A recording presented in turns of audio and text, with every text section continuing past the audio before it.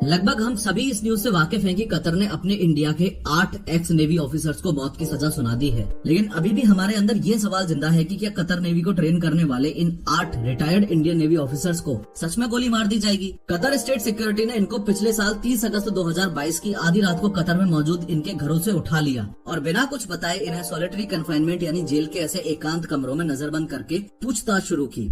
Arrest करने के 1 महीने बाद तक भी किसी को इनकी कोई खबर नहीं थी कि आखिर ये सब अचानक कहां गायब हो गए। अरेस्ट होने के लगभग 1 महीने बाद यानी 30 अक्टूबर 2022 को इन ऑफिसर्स को इंडिया में मौजूद अपने अपने घरों पर पहली बार फोन करने दिया। इन 8 ऑफिसर्स में शामिल हैं ये captain Navtej Singh Gill, captain Saurabh Vashisht, captain Virendra Kumar Verma, commander Purnendu Tiwari, commander Sugunakar Pakala, commander Sanjeev Gupta, commander Amit Nagpal, sailor Rakesh Gopa Kumar. इनके अरेस्ट की बात से इनके घर वाले परेशान हो गए। यहाँ पर सबसे ज्यादा हैरान करने वाली बात ये थी कि अभी तक ये नहीं बताया गया था कि इनका गुनाह क्या है। इंडिया में मौजूद हैरान और परेशान इनके घर वालों ने जब इंसिडेंट के बारे में इंडियन गवर्नमेंट को बताया तो इंडियन गवर्नमेंट ने इंडिया यानी यहाँ से कतर की राजधानी यहाँ दोहा में मौजूद इंडियन एम्बेसी को कॉल करके इस इंसिडेंट की अपडेट मांगी। इस इंसिडेंट के बारे में जानकर दोहा में मौजूद अपने इंडियन एम्बेसी वाले भी शॉक्ड हुए। जब इंडियन एम्बेसी को अरेस्ट के बारे में पता चला तो उसके 4 दिन बाद यानी 3 अक्टूबर को फाइनली काउंसिलर एक्सेस मिला। आसान भाषा में बोलूं तो काउंसिलर एक्सेस का मीनिंग होता है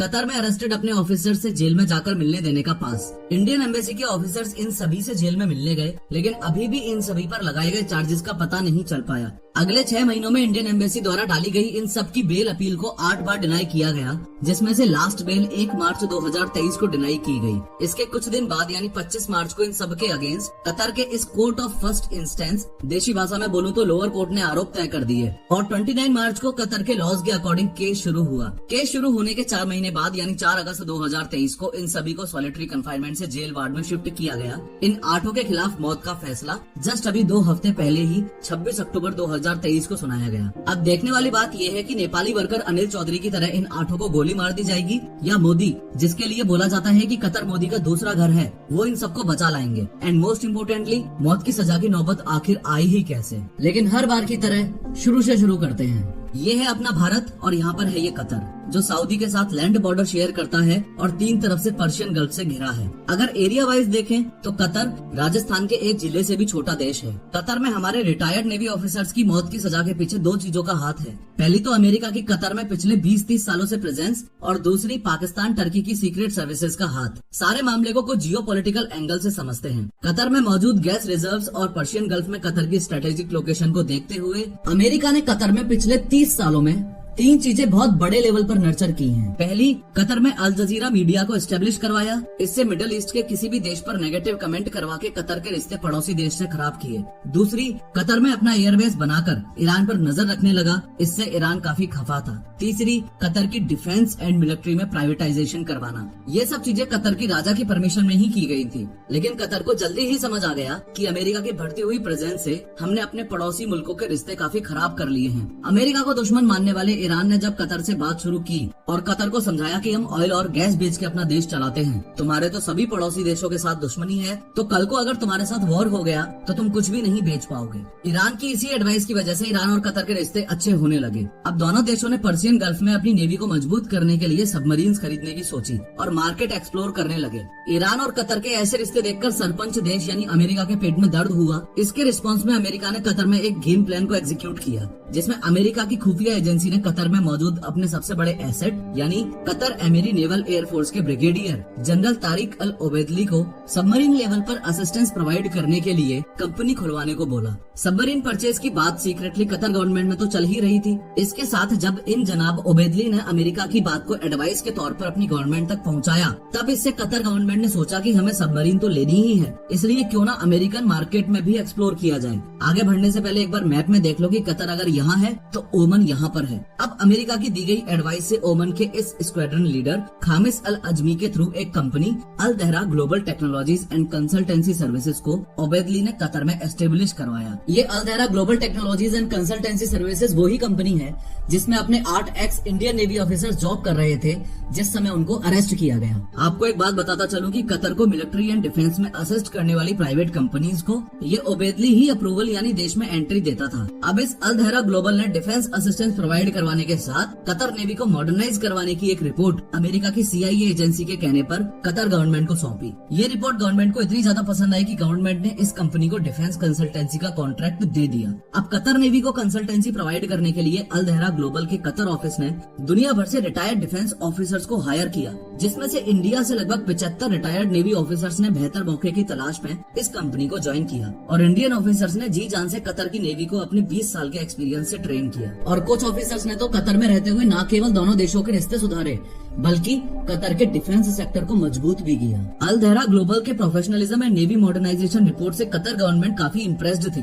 गवर्नमेंट ने अपने सीक्रेट इंटेंशंस को अल दहरा के सामने रखा और बोला कि कतर को इटली से किस तरह की सबमरीन्स खरीदनी चाहिए, ये तुम रिसर्च करके बताओ। तो अल दहरा ग्लोबल ने एक 15 मेंबर्स की टीम बनाई। इसी टीम में ये 8 रिटायर्ड इंडियन नेवी ऑफिसर्स भी थे। इन सभी को इटली की इस गुनियो सेंती इंजीनियरिंग नामक एक कंपनी में भेजा गया था। यहाँ इन ऑफिसर्स ने स्टडी करके एक रिपोर्ट बनाई जिसमें बताया कि कतर के रिक्वायरमेंट के अकॉर्डिंग कस्टमाइज्ड स्टेल्थ सबमरीन जो U2I2 जैसी एडवांस हो ताकि रडार इसे अंडर वाटर डिटेक्ट ना कर पाए। जब अल दहरा ग्लोबल की इस रिपोर्ट के बेस पर कतर ने इटली के साथ कम्युनिकेशन को और बढ़ाया तो यहाँ एंट्री होती है पाकिस्तान की। थोड़ा सा रिवाइंड करके दिखाऊं तो जब ये 15 मेंबर्स की टीम इटली में अल दहरा ग्लोबल के बिहाफ पर रिपोर्ट तैयार कर रही थी तो मीडिया रिपोर्ट्स के अकॉर्डिंग वहाँ ISI के सीक्रेट ऑफिसर्स ने इन 8 इंडियन एक्स नेवी ऑफिसर को पहचान लिया। अब आप सोच रहे होंगे कि आखिर ये पाकिस्तानी इटली में क्या कर रहे हैं, क्योंकि इंडिया और इटली के बीच तो कोई सबमरीन डील है ही नहीं। तो आपको बता दूं कि इटली पाकिस्तान को भी सबमरीन देता है। जब इन ISI वालों ने इंडियन ऑफिसर्स को यहाँ देखा तो इन्होंने जांच शुरू की कि इंडियन रिटायर्ड ऑफिसर्स यहाँ क्या कर रहे हैं। इन इंडियन नेवी ऑफिसर्स के वहाँ होने का रीजन पता करके पाकिस्तान अपने आका यानी चाइना के पास भागा भागा पहुँचा। तो चाइना और ISI को समझ आया कि ये तो कतर गवर्नमेंट के बिहाफ पर इटली गए थे। आपको याद हो तो ईरान और कतर के रिश्ते जब ट्रैक पर आए थे तो ईरान ने कतर को सबमरीन परचेज करने वाला आइडिया दिया था। इन सब आइडियाज और इवेंट का जन्म कुछ साल पहले इटली और चाइना के ट्रेड से ही शुरू हुआ था। जब इटली ने चाइना के साथ ट्रेड शुरू किया तो उसी समय इटली चाइना की हेल्प से मिडल ईस्ट में ईरान में ट्रेड करने के लिए घुसा था। कतर में अमेरिका की बढ़ती प्रेजेंस के चलते ईरान अपनी सिक्योरिटी के लिए सबमरीन लेना चाह रहा था और साथ में कतर को भी यही आइडिया दिया। इन सब बातों का अमेरिकन इंटेलिजेंस एजेंसी CIA को हालांकि पता था, लेकिन CIA ने एक कदम आगे की चाल चली और कतर में ये अल दहरा ग्लोबल कंसल्टेंसी बनवाई ताकि इसकी हेल्प से कतर डिफेंसेस को कंट्रोल करने के साथ ईरान पर और ज्यादा सर्वेलेंस कर सके। अब वापस करंट सिचुएशन पर आते हैं। चाइना दौड़ा दौड़ा कतर आया और कतर वालों को बताया कि आपकी ये अल दहरा ग्लोबल एक फ्रंट ऑर्गेनाइजेशन है और इसके आका अमेरिका और इजराइल है। अब दिक्कत की बात यह है कि कतर और इजराइल का 36 का आंकड़ा है। फॉलोइंग दिस ये सब जानना कतर के लिए शॉकिंग था। कतर ने जब अल दहरा ग्लोबल का बैकग्राउंड चेक करवाया तो सच्चाई सामने आते ही अल दहरा का कॉन्ट्रैक्ट कैंसिल किया और ये अरेस्ट करने वाला खेल शुरू हुआ। कतर की सीक्रेट सर्विसेज ने इंडियन एक्स नेवी ऑफिसर्स के साथ इस ओबेदली और अल दहरा के CEO खामिस अल अजमी को भी अरेस्ट कर लिया, लेकिन इनको नवंबर 2022 में ही बेल मिल गई। लेकिन इंडियन नेवी ऑफिसर्स को सीक्रेटली अरेस्ट करना, आरोपों पर चुप्पी, सीक्रेट ट्रायल, सोलिटरी कन्फाइनमेंट और सीधा मौत की सजा का गेम पिछले 14 महीनों से चल ही रहा है। मीडिया रिपोर्ट्स की माने तो कतर की इस तरह की हरकत के पीछे 2 मेन रीजंस हैं। पहला, I2U2 ग्रुप का बनना। 2022 में I2U2 यानी इंडिया, इजराइल, UAE और US ने एक ग्रुप बनाया। इसका पर्पस है water, energy, transportation, space, health and food security sectors को एक दूसरे की हेल्प से अपने देश में बेहतर बनाना। हालांकि इस ग्रुप में शामिल ना करने पर चाइना का तो नाराज होना बनता ही था, लेकिन कतर भी इस बात से काफी नाराज था और आग में घी डालने का काम पाकिस्तान और तुर्की की सीक्रेट सर्विसेज कर ही रही थी। कतर ने इस बात की नाराजगी नुपुर शर्मा वाले केस में सबसे पहले रिएक्शन देके दिखाई थी और इस इंसिडेंट के कुछ महीनों बाद ही इन रिटायर्ड नेवी ऑफिसर्स को अरेस्ट करवा कर दिखाई। दूसरा, G20 मीटिंग में India middle east European corridor project में एक बार फिर से मिडल ईस्ट में कतर की जगह सऊदी ने बाजी मार ली। अभी G20 मीटिंग को 1.5 महीना भी नहीं हुआ था कि बौखलाए कतर ने भारत के अगेंस्ट एक और बॉम्ब ये बोल के फोड़ दिया कि ये x Indian navy officers Israel के बिहाफ पर कतर में स्पाई कर रहे थे और 26 अक्टूबर को इन सबको मौत की सजा सुना दी।